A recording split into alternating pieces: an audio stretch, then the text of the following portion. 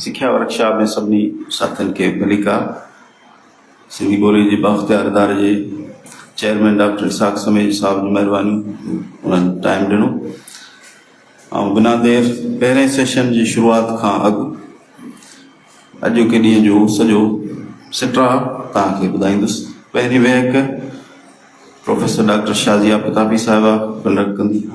उनमें ग्रामर जो तारुफ़ है उनजो बुनियाद तहरीर में ग्रामर की अहमियत ग्रामर बोली बोलीअ बाबति जेके मफ़रूज़ आहिनि दंद कथाऊं उन्हनि जी हक़ीक़त ते रोशनी विझंदी। उनखां पोइ ॿी वहक आहे 12 वॻे मुर्तज़ा नाज़ असांजो तरबियतगार उहो रस्ते में आहे पहुचण वारो। वो ग्रामर जी लिसानियाती अहमियत ते ॻाल्हाईंदो ऐं कुझु अहम जेके ग्रामर जा मसइला आहिनि ॻाल्हाइण जा लफ़्ज़ आहिनि इस्म उनजा क़िस्म ऐं हालतूं वाहिद जमो इस्म तस्गीर ऐं उनजी बनावट जा लिसानियाती उसूल वाहिद जमो जा मसइला। उनखां पोइ टियों सेशन आहे मांजांदे खां पोइ मोहतरम इदरीस जेतो ई निसाब जो माहिर तो निसाब में या निसाब की तदरीस में ग्रामर की कड़ी में तो उन ते रोशनी विझंदो। ऐं हिन मानरान मचाईंदड़ सिंधी लैंग्वेज अथॉरिटी के चेयरमैन डॉक्टर इसाक समेज साहब गुज़ारिश कंदुसि त ॿ लफ़्ज़ अची तव्हां सां मुखातिब थियनि। डॉक्टर इसाक समेज।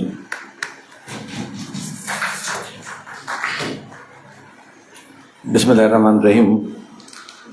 काबिल एहतराम डॉक्टर शाज़िया प्रतापी साहिबा अॼु के न वर्कशॉप जी पहिरीं सिख्याकार ऐं मुख़्तलिफ़ स्कॉलर उस्ताद ऐं हिन अॼु के वर्कशॉप में शिरकत कंदड़ समूरा शागिर्द साथियो सभ खां पहिरीं तव्हांखे भलीकार सिंधी ॿोली जे बाख्तियार इदारे जे पारां अॼोकी जेका हीअ सिख्या आहे उनजो जेको बुनियादी मक़सदु आहे सो इहो आहे त कंहिं रीत सां ॿोलीअ जे पीढ़ या बुनियाद खे सम्झण लाइ जेका ग्रामर जी अहमियत आहे उनखे कंहिं तरह सां तव्हां ताईं पहुचायूं ऐं गॾोगॾु जेको ॿोली सेखारींदड़ आहे ख़ासि तौर ते उस्ताद आहे उनखे जेके ग्रामर सेखारण जे लाइ या ॿोली सेखारण लाइ ग्रामर जी बुनियादी घुर्जुनि बाबति जेका आगाही आहे उन सां उनखे जोड़ियूं। छाकाणि त आम तरह ते असां सम्झूं था त पंहिंजी ॿोली सिखण लाइ ग्रामर जी घणी ज़रूरत न आहे पवंदी। नंढे खां नंढो ॿार बि जॾहिं पंहिंजे कुटुंब माउ पीउ भाइरनि भेणनि सां ॻाल्हाइणु शुरू कंदो आहे त हुनखे ग्रामर जी ख़बर न हूंदी आहे। हुनखे इहा ख़बर न आहे त फ़ाइल छा आहे फ़ेल छा आहे मफ़ूल छा आहे हुन पाण में तालुक़ छा आहे ऐं न ई हुनखे ज़रूरत आहे हिनजी छो त हू लफ़्ज़ ॿुधी ॿुधी उन्हनि जो इस्तेमालु सिखंदो आहे ऐं ईअं हुनजी हिकिड़ी ॿोली जे अणॾिठल हिकिड़े पुरस्कार ऐं हिकिड़े घण रंगी ऐं घण तरफ़े जहान सां हुनजो तालुक़ जुड़ंदो आहे। उहो मानाउनि ताईं बि तजुर्बनि वसीले पहुचंदो आहे। पर जॾहिं तव्हां ई यानी साॻी ॿोली ॻाल्हाईंदड़ कंहिं ॿिए माण्हू खे ॿोली सेखारण जी कोशिशि कंदा आहियो तॾहिं तव्हांखे ख़बर पवंदी आहे त ग्रामर केतिरो ज़रूरी ऐं केतिरी हुनजी बुनियादी अहमियत आहे। छाकाणि त ग्रामर उहा हिकिड़ी आउटलाइन आहे जंहिंसां तव्हां कंहिं बि ॿिए माण्हू खे ॿोली जे दग या रस्ते ते वठी अची सघो था। हिकिड़ो नक्शो आहे जेको तव्हांखे ॿोलीअ जे दुरुस्त इस्तेमालु बाबति हिकिड़ी शनासाई ऐं आगाही ॾिए थो ऐं गॾोगॾु तव्हांखे ॿोलीअ जे हिकिड़े फ़नी जहान सां जोड़े थो।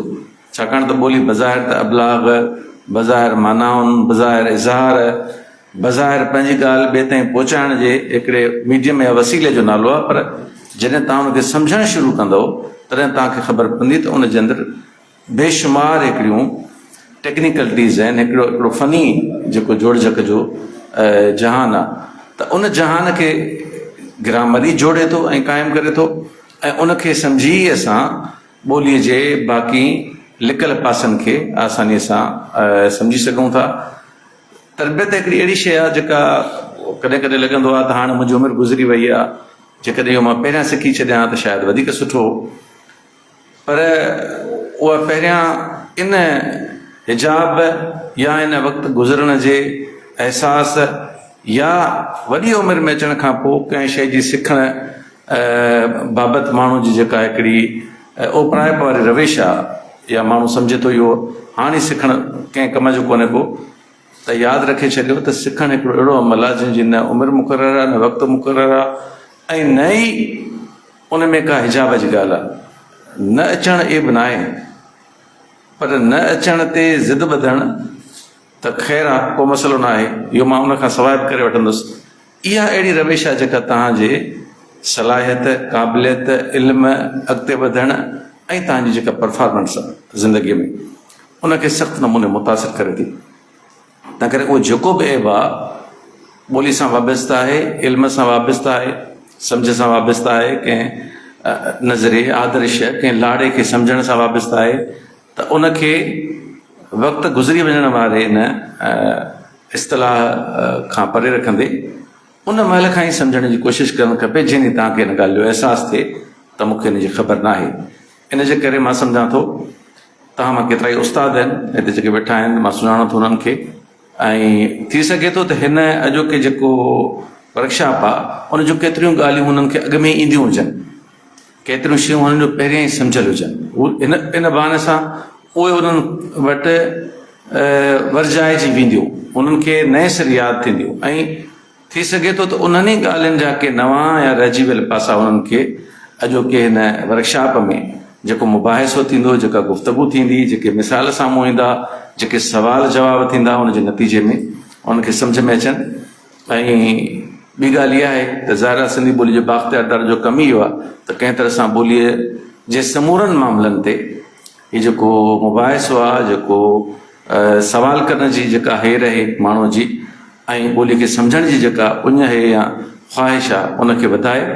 अॼोके वर्कशॉप खां पोइ बि वरी असां हिकिड़ा नवां वर्कशॉप कंदासीं, ऐं असांजी कोशिशि आहे त ख़ासि तौर ते जेके नवां उस्ताद मुख़्तलिफ़ स्कूलनि ऐं कॉलेजनि में आया आहिनि कंहिं तरह सां उन्हनि खे खणी ऐं असां उन्हनि जी तरबियत जो सिलसिलो हलाईंदा रहूं, त जीअं जॾहिं उहे पढ़ाइणु वञनि था, जॾहिं उहे शागिर्द जे साम्हूं वञनि था, त उन्हनि खे लॻे त हाणे हू हिकिड़े भरपूर ऐं मुकमल ऐं हिकिड़े बाशऊर उस्ताद जी हैसियत में पंहिंजे शागिर्द जा अॾु बीठा आहिनि। छाकाणि त ख़ुदि पढ़ाइण खां सवाइ पढ़णु सिखी नथो सघिजे, माना उस्ताद बि पाण तॾहिं वधीक पढ़ंदो आहे जॾहिं हू पढ़ाइणु शुरू कंदो आहे, छो त हुनखे ख़बर न हूंदी आहे त शागिर्द कहिड़ा सवाल कंदा आहिनि।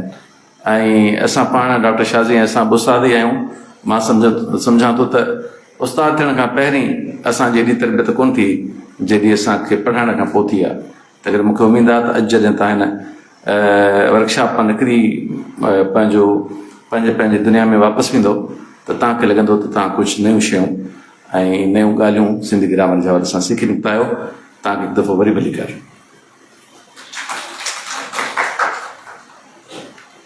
महिरबानी डॉक्टर साहब, तव्हां दुरुस्त फरमायो त सिख्या जी का उमिरि न आहे, ऐं इसाक़ साहब जी वियन तहत असां सिंधी सिख्या प्रोग्राम शुरू कयो आहे। हिन इदारे 2 सालनि खां हलंदड़ आहे, ऐं अव्हां जेके सिंधी उस्ताद आहियो ख़ासि करे या सिंधी शागिर्द उन मां फ़ाइदो वठो। रोज़ानो 3 खां 5 वॻे असां सिंधी सिख्या जो सर्टिफिकेट कोर्स कराईंदा आहियूं 1 महीने जो, ऐं जेको बि रजिस्टर्ड थियणु चाहे उहो तव्हां मूंसां राब्तो कयो, ऐं 15 तारीख़ खां नवां क्लास शुरू थींदा।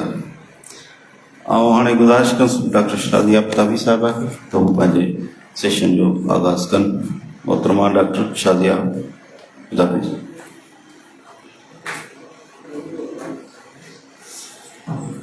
मेहरबानी अदा शौकत।